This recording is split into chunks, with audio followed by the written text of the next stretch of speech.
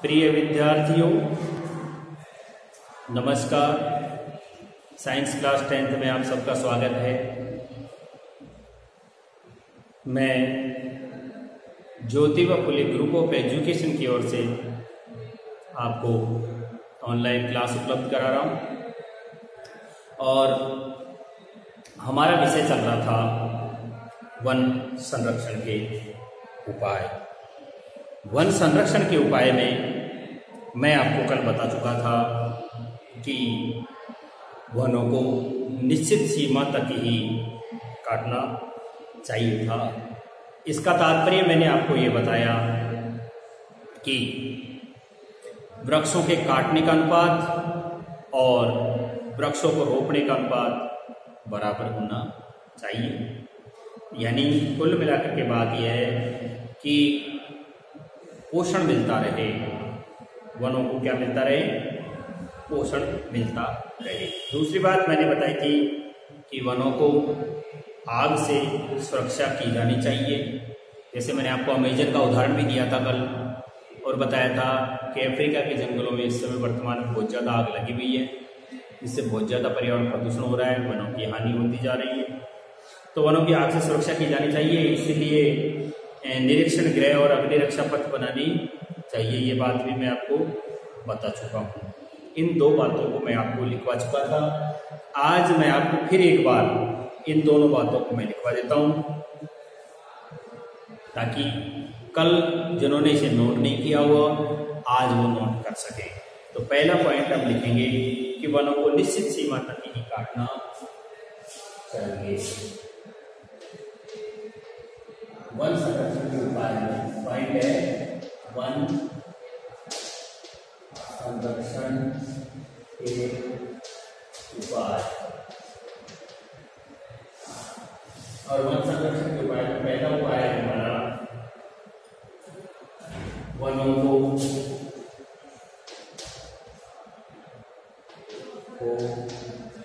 एक निश्चित सीमा तक ही काटना चाहिए। वनों को एक निश्चित सीमा तक ही काटना चाहिए, अर्थात वृक्षों को काटने का तथा वृक्षारोपण का अनुपात बराबर होना चाहिए। मैंने आपको कल भी बताया था कि जितने पेड़ हम काटें उतने ही पेड़ हम अगर वापस लगा दें और उनका पालन पोषण करें, सिंचाई करें, सुरक्षा करें और तैयार कर दें तो इससे हमारे वनों को नुकसान भी नहीं होगा और हमारा कार्य भी संपन्न हो जाएगा। तो पहली बात यही है कि वनों की जो कटाई करनी चाहिए एक निश्चित सीमा तक करें, वृक्षारोपण और पेड़ों को काटने में अनुपात बराबर होना चाहिए। दूसरा पॉइंट मैंने आपको बताया था कि वनों की आग से सुरक्षा की जानी चाहिए। दूसरा पॉइंट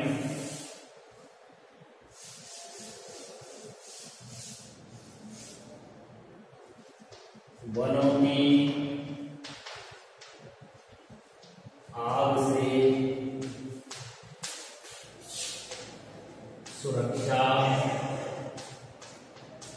की जानी चाहिए। इसके लिए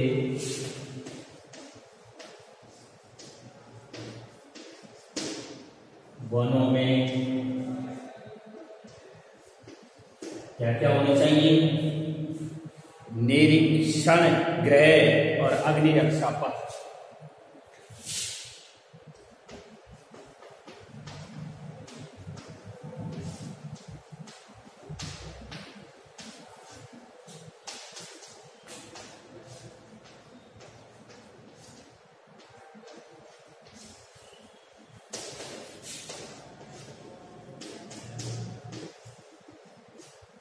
इसका तात्पर्य आप जान गए होंगे। निरीक्षण गृह से तात्पर्य है कि जंगलों में बीच में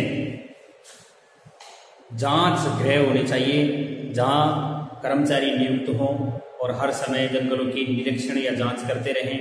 और अग्नि रक्षा पथ से तात्पर्य है कि बीच बीच में जंगलों में इस तरह का विच्छेदन भी करने के लिए मार्ग बना देने चाहिए, ताकि एक आग एक जंगल से और जो डिस्कनेक्ट किया हुआ भाग है दूसरे जंगल तक नहीं पहुंचे, या बीच में जैसे गहरी खाई बना करके, या फिर इस तरह के पथ होने चाहिए जिनमें से होकर के जाकर के अग्नि बुझाने वाली जो दमकलें होती हैं वो वहां उस स्थान तक पहुंच सकें।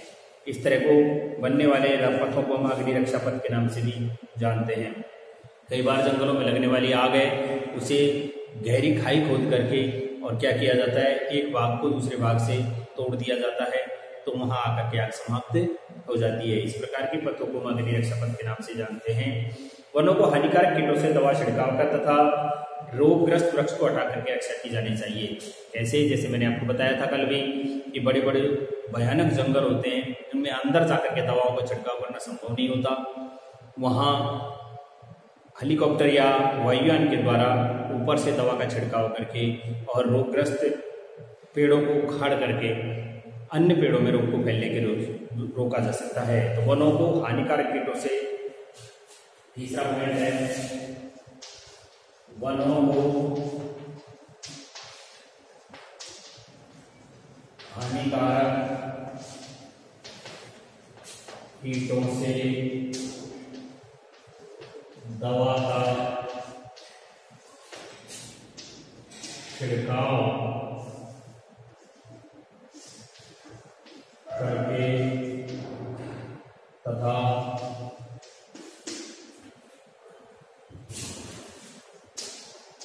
रोगग्रस्त पादप को उखाड़ कर अलग हटा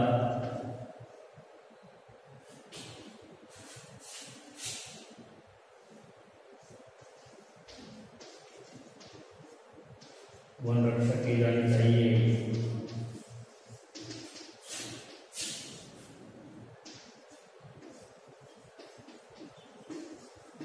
जब एक रोगग्रस्त पादप को उखाड़ करके हम फेंक देंगे तो रोग दूसरे पादप को नहीं लगेगा। जिन पादपों को रोग लग गया है उनमें छिड़काव दवा के द्वारा उन्हें रोग से बचाया जा सकता है। हमेशा एकतापूर्ण वनों की जगह विविधतापूर्ण वनों को प्राथमिकता मिलनी चाहिए। नेक्स्ट पॉइंट है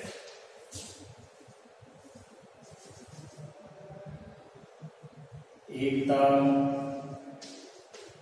पूर्ण जंगलों के तल पर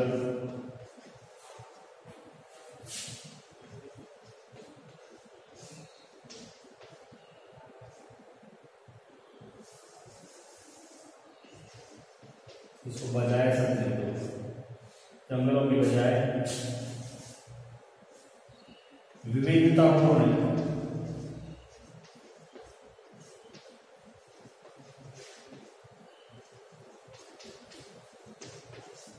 जंगलों को प्राथमिकता देनी चाहिए। विविधतापूर्ण जंगलों को प्राथमिकता देनी चाहिए से इससे तात्पर्य होता है कि अगर मान लीजिए एक ही प्रकार के पेड़ वाला जंगल होता है, अगर उनमें रोग लग गया तो पूरा का पूरा जंगल नष्ट हो जाता है। लेकिन अगर विविधतापूर्ण जंगल है, अलग अलग प्रकार के उसमें पादप पाए जा रहे हैं, तो ऐसे पादपों में सब में एक साथ रोग लगना संभव नहीं है। एक प्रकार की जाति के पादपों में रोग लग जाएगा तो अन्य प्रकार की जाति वाले पादप बचे रहेंगे, जिससे जंगल का नुकसान भी नहीं होगा। तो यहाँ हमें एकतापूर्ण जंगल के बजाय विविधतापूर्ण जंगल को अपनाना चाहिए। इसके बाद में मैं इसे मिटाना चाहूंगा।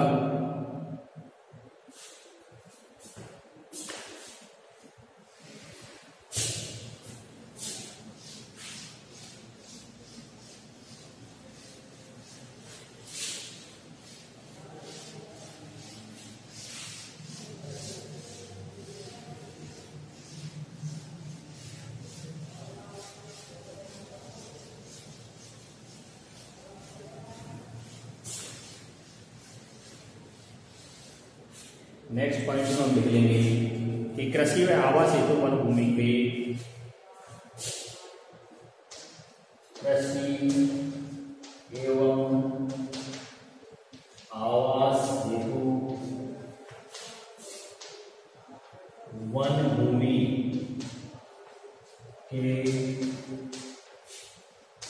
उन्मूलन। वन भूमि का उन्मूलन कुछ लोग खेती के लिए करते थे, जैसे मैंने कल भी आपको झूम खेती का उदाहरण दिया था कि कुछ लोग झूम खेती उन्मूलन और झूम कृषि पद्धति पर रोक लग जानी चाहिए। भूमि के उन्मूलन तथा सीधा ही देता हूं यहाँ झूम खेती पर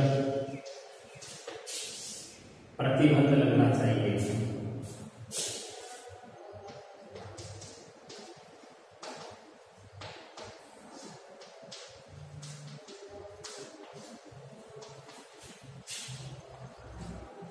वन भूमि के नजदीक रहने वाले लोग, वन भूमि के नजदीक रहने वाले लोग अतिक्रमण करके, कानून का उल्लंघन करके और वन को काट करके और वन भूमि निकाल लेते हैं और उसमें कृषि कार्य करने लग जाते हैं। एक बार बहुत से लोग इस प्रकार की वन भूमि में वनों को नष्ट करके अपने आवास बना लेते हैं। दो तीसरी झूम प्रकार की जो आदिवासी नागालैंड, मिजोरम, मेघालय, मणिपुर, त्रिपुरा आदि के हैं, वहाँ पर ये इस प्रकार के जो व्यक्ति हैं इस तरह से जो जंगलों को नष्ट करके और अपना आवास बना लेते हैं, ये एक प्रकार से असंवैधानिक है। इसलिए इस तरह का जो किया जा रहा है उसे बंद कर देना चाहिए। तो झूम खेती पर पूरी तरह से प्रतिबंध लगे, कृषि और आवास हेतु वन भूमि के उन्मूलन और झूम खेती पर प्रतिबंध लग देना चाहिए। इसके अलावा वनों की कटाई को रोकने के लिए ईंधन और इमारती लकड़ी के जो नवीन वैकल्पिक स्रोतों को काम में लिया जाना चाहिए। इसके लिए ये हो गया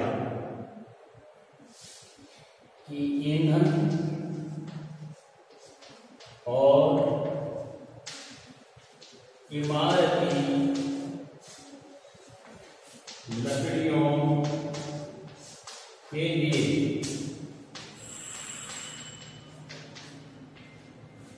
जंगलों से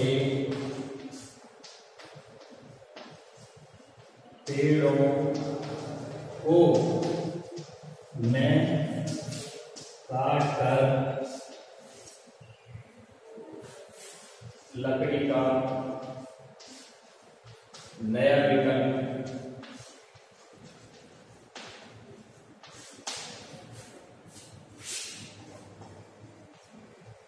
फाइबर, लोहा, इस्पात, प्लास्टिक, एल्यूमिनियम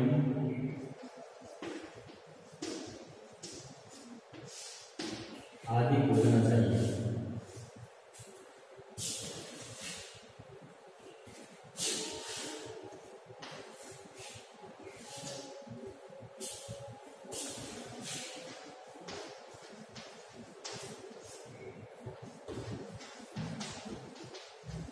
बोलना एवं प्रयोग करना चाहिए।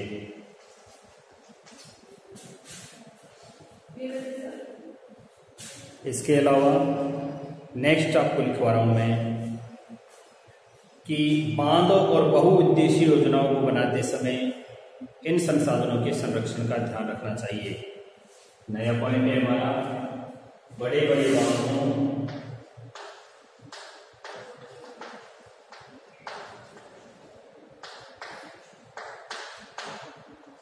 तथा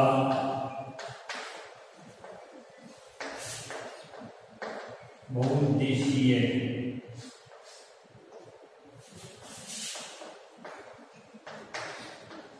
परियोजनाओं का निर्माण करते समय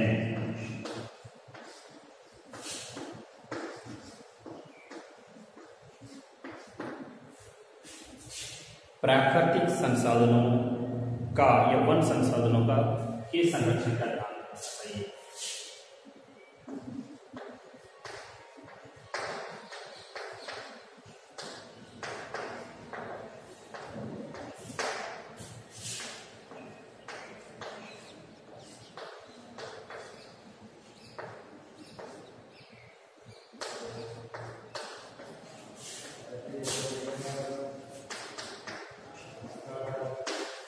इसका मतलब आप जान गए होंगे कि बांध बनाते समय, बांध बनाया जाता है, बांध परियोजनाओं का जब शिलान्यास किया जाता है या उनकी रूपरेखा तैयार की जाती है तो एक बहुत बड़ा भूभाग उसके क्षेत्र में आ जाता है।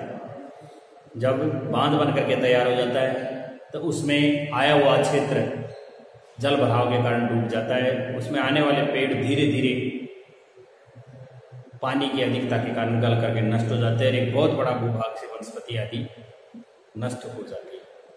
इस प्रकार से जैसे रेल परियोजना बनाई जा रही है, सड़क परियोजना बनाई जा रही है, या कहीं पर किसी एयरपोर्ट आदि का निर्माण किया जा रहा है, इस प्रकार की जो परियोजनाएं होती है, बहुउद्देशीय परियोजनाएं, इन परियोजनाओं को बनते समय लाखों करोड़ों की संख्या में पेड़ों को नष्ट किया जाता है। जहाँ से रेल मार्ग या सड़क मार्ग निकलता है वहाँ से पेड़ों को अंधाधुंध काट करके दूर फेंक दिया जाता है और लगाने का कोई विकल्प नहीं होता है। इस तरह से ये पेड़ों को लगातार या वनों को नुकसान होता जा रहा है। तो बहुउद्देशीय योजनाओं को बनाते समय हमें वन संसाधनों के संरक्षण का पूरी तरह से ध्यान रखना चाहिए।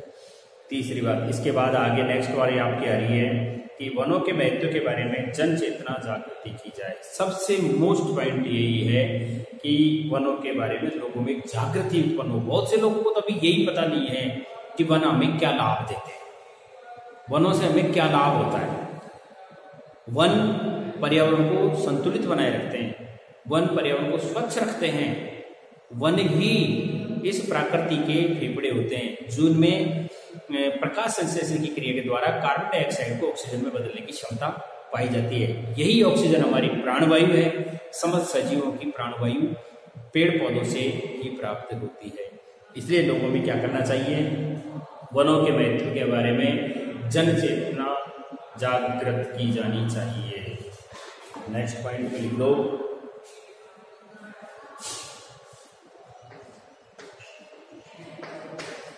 वनों के संरक्षण के बारे में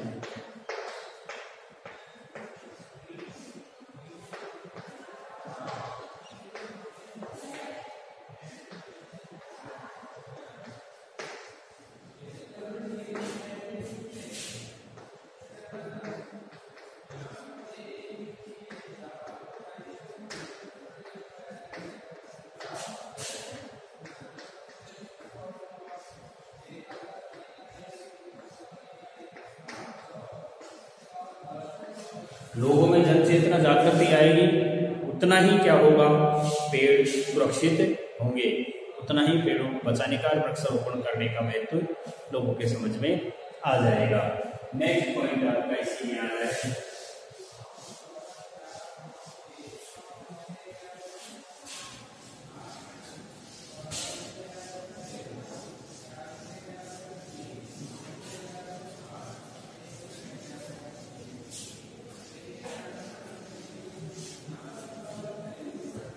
नया पॉइंट है हमारा कि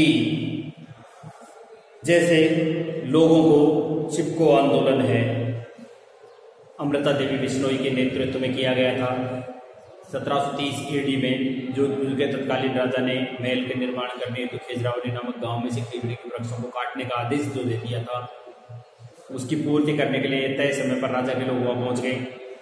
परंतु उसी गांव की एक बिश्नोई समुदाय की महिला, जिसका नाम था अमृता देवी बिश्नोई, अपनी पुत्रियों के साथ बाहर आई और पेड़ों के लिपट गई और राजा के लोगों का पेड़ काटने से विरोध किया।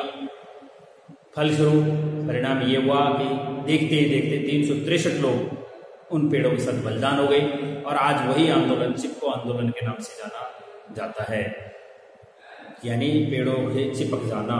363 लोगों ने अपना बलिदान कर दिया। इसी प्रकार से शांत घाटी क्षेत्र आदि इसी जागरूकता के परिणाम है। इस बारे में लोगों को बताना चाहिए और वन संरक्षण में सामाजिक और स्वयंसेवी संस्थाओं की नैतिक भूमिका होनी चाहिए। तो लोगों को चिपको आंदोलन, शांत घाटी क्षेत्र आदि की जानकारी लेकर जागरूकता उत्पन्न करनी चाहिए। लोगों में चिपको आंदोलन,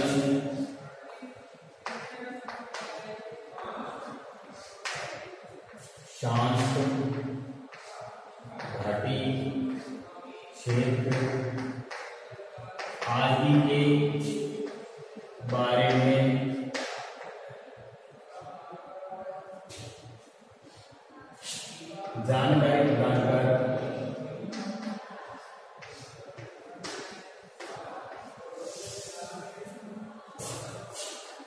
जागृति उत्पन्न करनी चाहिए।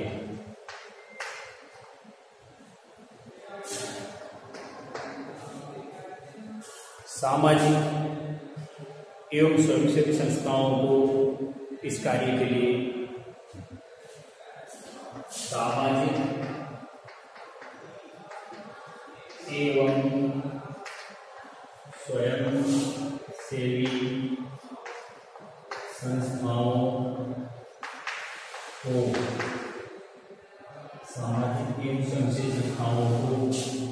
वन संसाधन संरक्षण के लिए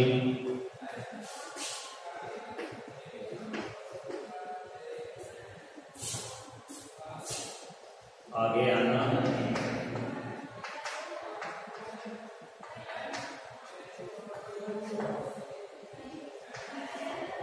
इसके बाद नेक्स्ट पॉइंट हमारा आ रहा है सामाजिक वानिकी को प्रोत्साहन देना श्रेयस्कर होगा। सामाजिक वानिकी से तात्पर्य क्या होता है जानते हो? सामाजिक वानिकी का तात्पर्य होता है कि कृषि वानिकी, तीन प्रमुख घटकों से मिलकर के सामाजिक वानिकी बनती है। तो कृषि वानिकी, दूसरा है वन विभाग द्वारा नहरों, सड़कों और अस्पताल आदि सार्वजनिक स्थानों सामुदायिक आवश्यकताओं की पूर्ति हेतु वृक्षारोपण करना। जगह जगह आपने देखा होगा, अखबार में फोटो आती है, लोग पेड़ लगाते हैं, वृक्षारोपण करते हुए दिखाते हैं। वन विभाग के द्वारा नहरों के दोनों ओर या फिर अस्पताल में खाली जगह पड़ी हुई सड़क के दोनों तरफ है ना, सार्वजनिक स्थान, ऐसे स्थानों पर सामुदायिक आवश्यकताओं की पूर्ति हेतु क्या करते हैं? वृक्षारोपण करते हैं। ये भी सामाजिक वानिकी के अंदर ही आता है। और ग्रामीणों के द्वारा सार्वजनिक भूमि पर वृक्षारोपण करके उनकी सुरक्षा का पूरा दायित्व उठाया जाता है। ये भी सामाजिक वानिकी के अंदर आता है। देश में लगभग 1 करोड़ हेक्टेयर से अधिक ऐसी भूमि है जिस पर प्रत्येक साल वृक्षारोपण करने की जरूरत है। पारिस्थितिक संतुलन को बनाए रखा जा सके, ताकि इस प्रकार से करके वृक्षारोपण की आवश्यकता है ऐसी भूमि पर जिसको हम अवक्रमित भूमि के नाम से भी जानते हैं। इस लक्ष्य की प्राप्ति संभव है। इससे न केवल वन क्षेत्रों में वृद्धि होगी, बल्कि क्या होगा, इससे बड़े पैमाने पर रोजगार का भी निर्माण होगा, क्योंकि लोग वृक्षारोपण करेंगे, उस समय मजदूरी मिलेगी, वृक्षों की सिंचाई करेंगे, उस समय मजदूरी मिलेगी, उनकी देखभाल करेंगे, तब मजदूरी मिलेगी। उसमें प्राप्त होने वाली औषधियाँ, गोंद, रबड़, रेजिन, लाख उद्योग आदि के रूप में रोजगार मिलेगा, तो रोजगार के अवसर खुल जाएंगे। राष्ट्रीय वन नीति से पूर्व राष्ट्रीय कृषि आयोग ने भी इसी प्रकार की बात को, यानी वन क्षेत्र को बढ़ाने के लिए सामाजिक वानिकी को अपनाने का एक सुझाव दिया था कि समाज की वन को बढ़ाने में भूमिका ही सामाजिक वानिकी है, ताकि वन के क्षेत्र के विस्तार के साथ साथ गांव वालों को वहां से चराने के लिए, चारा जलाने के लिए जलाऊ लकड़ी, गौण वन के उत्पाद जैसे शहद है, मोम है, गोंद है, रेजिन है, रबड़ है, औषधियाँ हैं, जलाऊ लकड़ी है, पशु का चारा है, ये गौण वन उत्पाद कहे जाते हैं। इसे लोगों के लिए लोगों का द्वारा कार्यक्रम के रूप में भी मान्यता प्राप्त हुई है। इसे हम सामाजिक वानिकी कहते हैं। तो अगला पॉइंट हम लिख देंगे क्या कि सामाजिक वानिकी को प्रोत्साहन देना श्रेयस्कर है। सामाजिक वानिकी को प्रोत्साहन देना श्रेयस्कर है। सामाजिक वानिकी को प्रोत्साहन देना श्रेयस्कर होगा। नेक्स्ट पॉइंट हमारा लिख देंगे हम कि वन संरक्षण के नियमों और कानूनों की कड़ाई से अनुपालना होनी चाहिए। वन संरक्षण के लिए कठोर कानून बने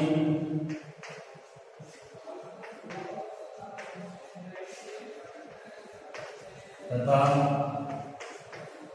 कठोर कानून बन तो गया, लेकिन उनके बनने वाले नियमों और कानूनों का कड़ाई से अनुपालना होता। बनने वाले नियमों तथा कानूनों की कड़ाई से अनुपालना होगी। ये सारी चीजें आपके सामने वन संरक्षण के उपायों में आती हैं। यहाँ तक की बात मैं आपको आज पढ़ा चुका हूँ। अब मैं आपको सोशल फॉरेस्ट्री के बारे में बताऊंगा। जो पॉइंट हमारा अभी यहाँ आया है, ये सामाजिक वानिकी क्या है, इस पॉइंट पर मैं आपका वर्तमान में ध्यान आकर्षित करना चाहूँगा। देखिए, मैंने अभी भी आपको बताया था कि सामाजिक वानिकी क्या है। देश में लगभग 1 करोड़ हेक्टेयर से अधिक अवक्रमित भूमि है और उस पर प्रत्येक साल पेड़ लगाने की जरूरत है ताकि परिस्थिति के संतुलन को बनाया जा सके, पर्यावरण को स्वच्छ रखा, एक बैलेंस ही उत्पन्न की जा सके। सामाजिक वानिकी के द्वारा इस लक्ष्य की प्राप्ति संभव है। क्यों? सामाजिक वानिकी में लोगों का लोगों के लिए लोगों के द्वारा कार्यक्रम के तहत मान्यता प्राप्त हुई। इसे हम सामाजिक वानिकी कहते हैं। इसके 3 प्रमुख घटक है जो मैंने आपको बता दिया। कृषि वानिकी से तात्पर्य होता है एग्रो फॉरेस्ट्री, यानी जिस खेत में हम कृषि कार्य कर रहे हैं उसके चारों तरफ जो मेड़ है, उन मेड़ों पर हम वृक्षारोपण कर सकते हैं, पेड़ लगा सकते हैं और पेड़ लगा करके हम पेड़ वनों को वन फॉरेस्ट्री यानी जो एग्रो फॉरेस्ट्री के अंदर हम सामाजिक वानिकी का जन्म दे सकते हैं। या वन विभाग के द्वारा जगह जगह खाली पड़ी हुई भूमियों पर, नहरों के दोनों तरफ, सड़कों के दोनों ओर, अस्पताल आदि की खाली पड़ी हुई भूमि में, सार्वजनिक स्थान पर सामुदायिक आवश्यकता की पूर्ति के लिए क्या किया जाए? वृक्षारोपण किया जाए। और ग्रामीण द्वारा सार्वजनिक भूमि पर वृक्षारोपण करके भी, उनकी सुरक्षा करके भी, उनकी देखभाल करके भी और सोशल फॉरेस्ट्री को बढ़ावा दिया जा सकता है। तो मैं सबसे पहले तो आपको ये लिखवाना चाहूंगा कि सामाजिक वानिकी क्या है।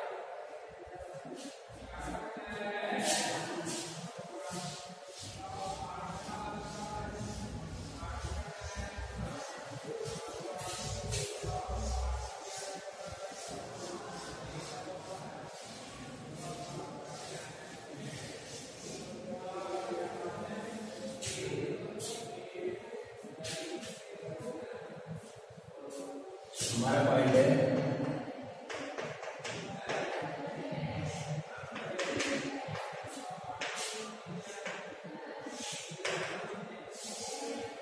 सामाजिक वानिकी।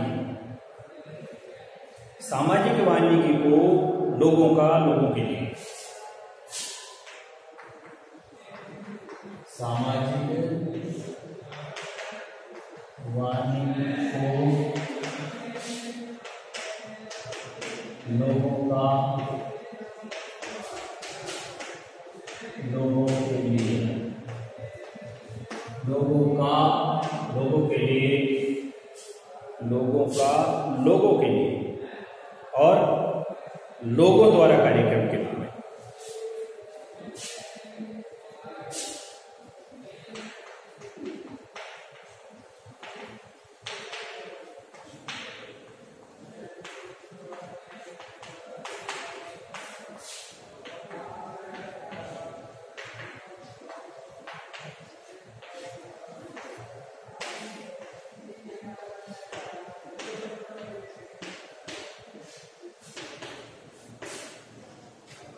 सामाजिक वानिकी किसे कहते हैं? सामाजिक वानिकी से तात्पर्य है लोगों का लोगों के लिए, लोगों के द्वारा किया जाने वाला कार्यक्रम के रूप में, यह वृक्षारोपण कार्यक्रम के रूप में मान्यता प्राप्त है। अब मैं आपको इसके बारे में लिखवाना चाहूंगा कि इसके लिए कैसी आवश्यकता है। देश में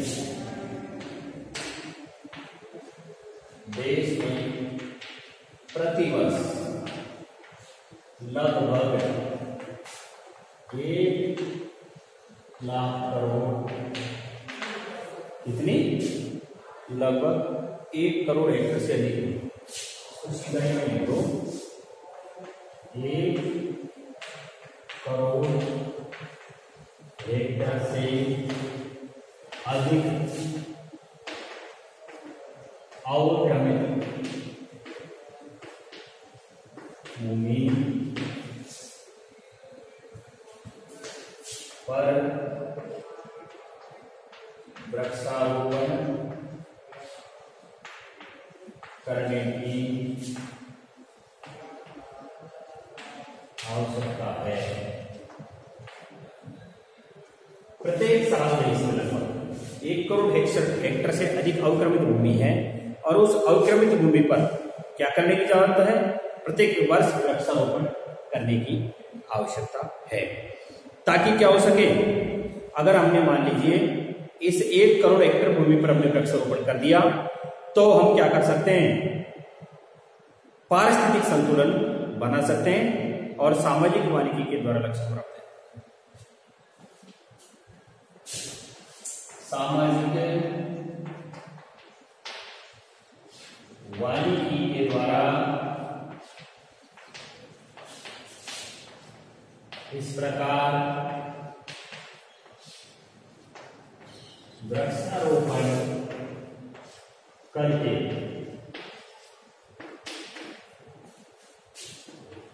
पारिस्थितिकी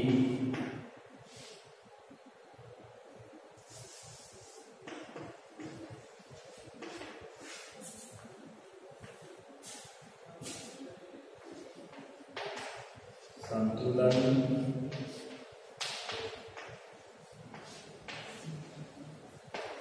किया जा सकता है। सामाजिक वानिकी प्रोग्राम के तहत हम वृक्षारोपण करके और पारिस्थितिक संतुलन क्या कर सकते हैं? उत्पन्न कर सकते हैं। इससे वन क्षेत्रों में वृद्धि नहीं होगी बल्कि सृजन होंगे। इस प्रकार वृक्षारोपण करने से वन क्षेत्र में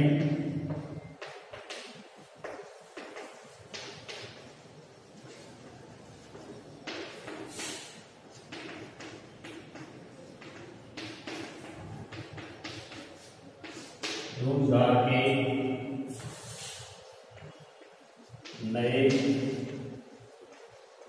अवसर सृजन होंगे, लोगों को काम मिलेगा, नए अवसर सृजन होंगे। राष्ट्रीय वन नीति से पहले पूर्व राष्ट्रीय कृषि आयोग ने भी इस सामाजिक वानिकी को बढ़ाने के लिए अपने सुझाव दिए थे। यानी कहने का तात्पर्य यह है कि राष्ट्रीय वन नीति से पहले पूर्व राष्ट्रीय कृषि आयोग ने, इसके ऊपर लिखना चाहता हूं मैं,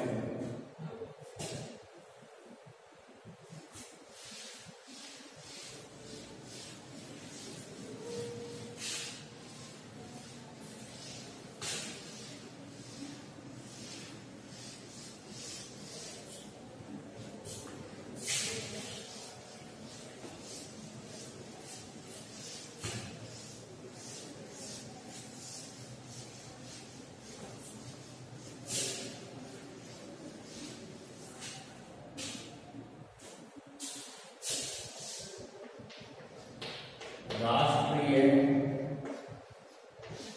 वन नीति के निर्माण होने से पहले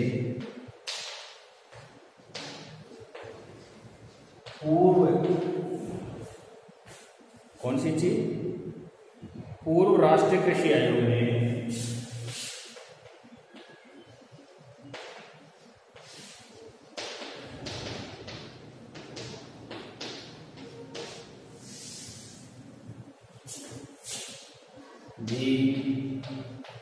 सामाजिक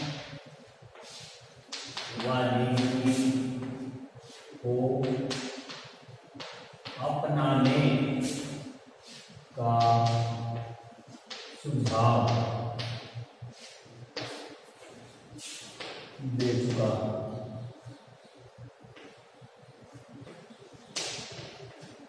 यानी राष्ट्रीय वन नीति जो बनी थी, राष्ट्रीय वन नीति से पहले भी जो पूर्व राष्ट्रीय कृषि आयोग है ये सामाजिक वानिकी के सोशल फॉरेस्ट्री को अपनाने के लिए क्या कर चुका था, सुझाव दे चुका था, ताकि क्या हो, वनों के क्षेत्रों में विस्तार के साथ साथ ही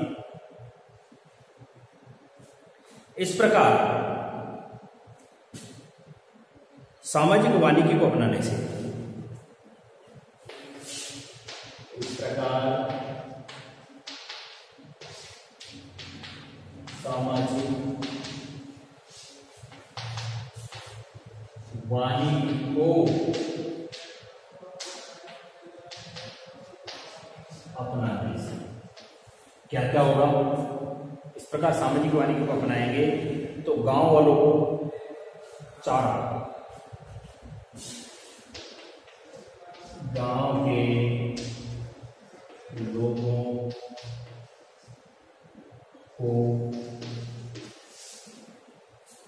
चारा,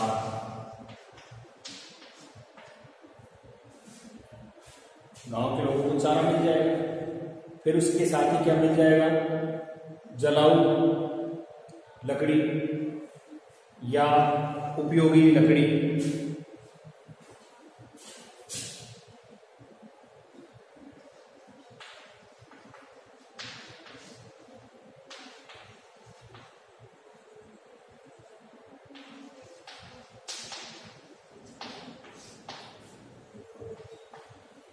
गौण वनोत्पाद क्या हो जाएंगे, गौण वनोत्पाद,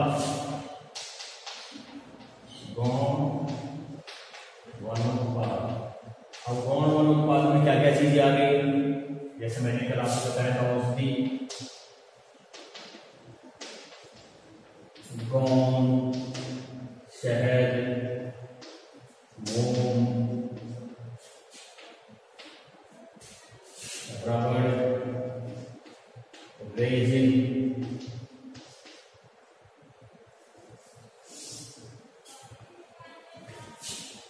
साजन हेतु बांस,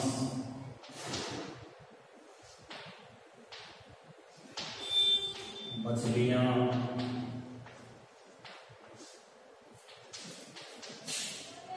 जंगली जानवरों के फर, सींग, नाखून,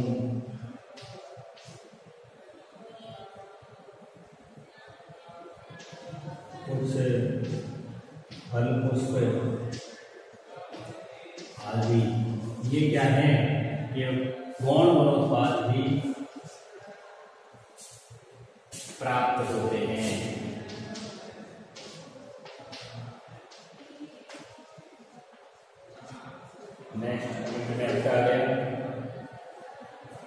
अगले पॉइंट में आपका आ रहा है कि ये लोगों के लिए लोगों के द्वारा किया जाने वाला कार्यक्रम है और इससे गांव वालों का सामाजिक वानिकी को प्रोत्साहन देने से गांव वालों का भी वनों के प्रति रुझान या झुकाव हो जाता है। इस प्रकार सामाजिक वानिकी में स्थानीय लोगों की सहभागिता द्वारा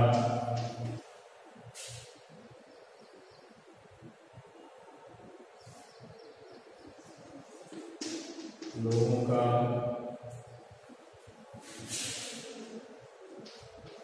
वनों से जुड़ाव बढ़ता है और जागृति उत्पन्न होती है। ये आपके सामने सामाजिक वानिकी के कुछ पॉइंट आ गए।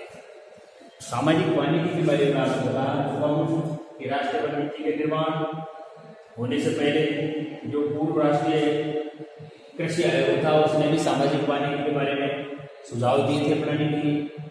सामाजिक वानिकी को अपनाने से गांव के लोगों को चारा मिल जाता है, पशुओं की चराने के लिए चराने की प्रक्रिया मिल जाती है, गौण वन उत्पाद से तात्पर्य औषधियां मिल जाती है, जंगली जड़ी बूटियां होती है जो गोंद मिल जाता है, शहद मिल जाता है, मोम, रबड़, रेजिन और छाजन हेतु बांस, जो छाजन कच्चा बनाते हैं ना उसके लिए क्या मिल जाते हैं, बांस आदि मिल जाते हैं, मछलियां मिल जाती हैं, जंगली जानवरों के हर नाखून, कुछ फल पुष्प भी मिल जाते हैं। जंगली लोग वहां घूम घूम करके शिकार खेत आदि भी करके करते हैं, प्राप्त हो जाते हैं। इसी प्रकार सामाजिक वानिकी में स्थानीय लोगों की सहभागिता द्वारा लोगों का उस वन से क्या हो जाता है, प्रेम हो जाता है और वो असंभव प्रयास करके और उस वन क्षेत्र को क्या करते हैं, बचाते हैं। अब सामाजिक वानिकी के 3 प्रमुख घटक हैं। सामाजिक वानिकी के प्रमुख घटक, नया पॉइंट डाल दो।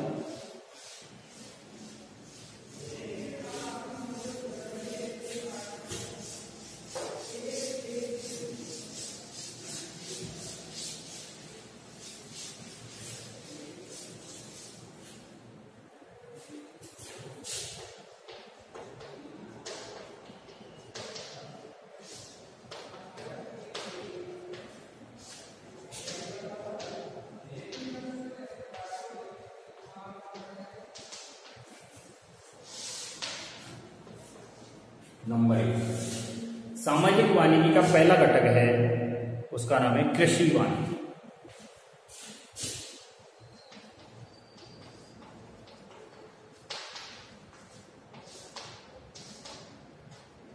नंबर 2, कृषि वानिकी के बारे में मैं आपको बता चुका हूं कि खेती के साथ साथ इस प्रकार के पेड़ पौधे उगा देना जो लाभदायक भी हो और कृषि को नुकसान नहीं करे। खेत की मेड़ पर भी चारों तरफ वृक्षारोपण कर रखें और हम कृषि वानिकी को बढ़ावा दे सकते हैं। ये सामाजिक वानिकी के अंदर आता है। प्रत्येक किसान यही कार्य करता है कि खेत की मेड़ के चारों तरफ वृक्षारोपण करके पेड़ उत्पादन करते हैं, उनसे लाभ प्राप्त करता है। दूसरा है वन विभाग द्वारा नहरों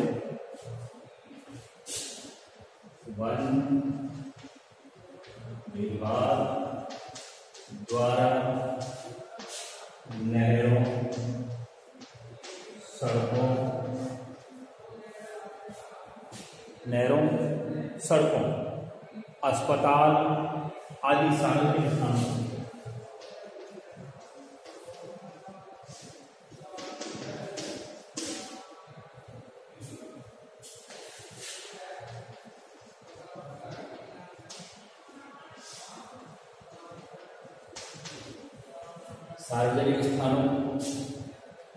अस्पताल आदि सार्वजनिक स्थानों पर सामुदायिक आवश्यकताओं की पूर्ति।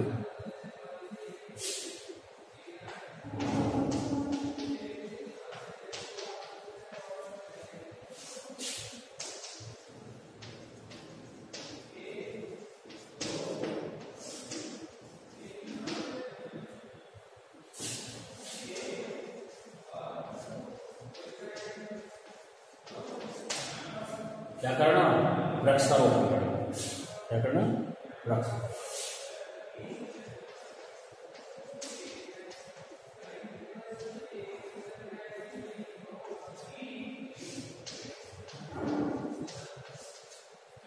ये भी सामाजिक वानिकी में आता है।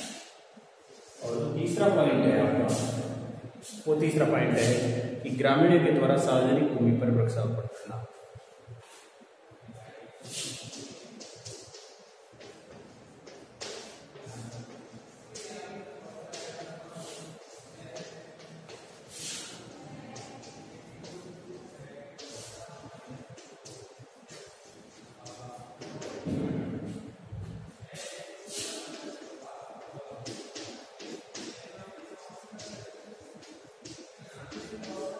ये सोशल फॉरेस्ट्री के 3 प्रमुख घटक माने जाते हैं।